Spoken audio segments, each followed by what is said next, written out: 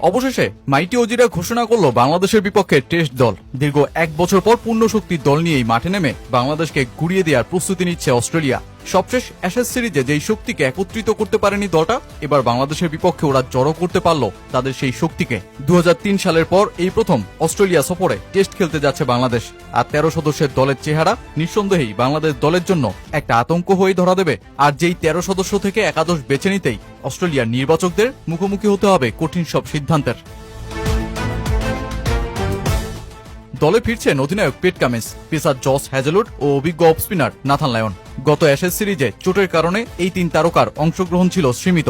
Jos Hazlewood hamstring এর injury থেকে ফেরার পথে অ্যাকিলিসে চোট পাওয়ায় পুরো অ্যাশেজ মিস করে বসেন। অন্যদিকে অ্যাডিলেড টেস্টে হ্যামস্ট্রিং এর ইনজুরিতে পড়ে ছুরিকাচির নিচে যেতে হয় নাথান লায়নকে। পেট কামিন্সও নিচের পিঠের স্ট্রেস ইনজুরি থেকে ফিরে কেবল অ্যাডিলেড টেস্ট খেলেছিলেন। এমনকি সবশেষ টি-20 বিশ্বকাপও খেলা হয়নি জস হ্যাজেলউড ও পেট কামিন্সের। পরে তারা আইপিএল এর বিভিন্ন সময় মাঠে ফেরেন, তবে নাথান লায়ন অ্যাডিলেড টেস্টের পর খেলেননি আর কোনো প্রতিযোগিতামূলক match.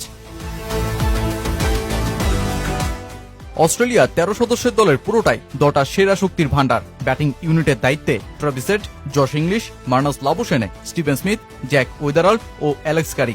2 pace bowling allrounder Cameron Green ও বিউ ওয়েবস্টার একসাথেই দলের জায়গা করে নিয়েছেন। বোলিং ইউনিট তো বাংলাদেশের জন্য আতঙ্ক হয়ে ধরা দেবে। অধিনায়ক Pat Cummins, Josh Hazlewood, Mitchell Starc এই বিগ থ্রির পাশাপাশি স্কট বোল্যান্ডও আছেন, আর অভিজ্ঞ স্পিনার হিসেবে নাথান লায়ন। এই দল থেকে একাদশ সাজাতেই এখন বেগ পেতে হবে অস্ট্রেলিয়াকে। জস হ্যাজেলউড, নাথান লায়ন ও স্কট বোল্যান্ডের মধ্যে কাকে বাইরে রাখা হবে সেই প্রশ্ন উঠছে। সাধারণত অতীতে কামিন্স, স্টার্ক ও হ্যাজেলউড একসাথে খেললে বেশিরভাগ সময়ই দল থেকে বাদ পড়তেন স্কট বোল্যান্ড।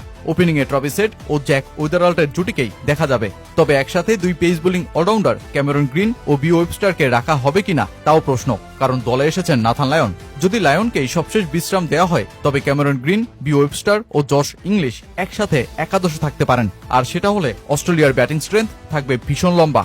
স্টিভেন স্মিথের বয়স হওয়ায় অফ ফর্মের কারণে সমালোচনার মুখে থাকা মার্নাস লাবুশেনেও দলের জায়গা পেয়ে বসেছেন। সবশেষ অ্যাশেজে তিনি মাত্র 259 রানই করতে পারেন, তাই বাংলাদেশ সফর হচ্ছে লাবুশেনের নিজেকে বাঁচানো সিরিজ।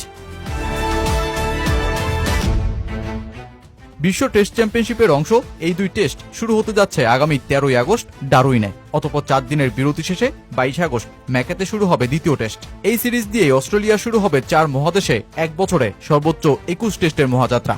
আর বাংলাদেশ এই 2 টেস্টের 10 দিনের লড়াইকে কতদিন পর্যন্ত টেনে নিতে পারে সেটাই হবে দেখার বিষয়। কারণ বাংলাদেশের ভঙ্গুর ব্যাটিং বিভাগ অস্ট্রেলিয়ার মূল বোলিং শক্তির সামনে কতটুকু টিকে থাকতে পারে তাও একটা প্রশ্ন।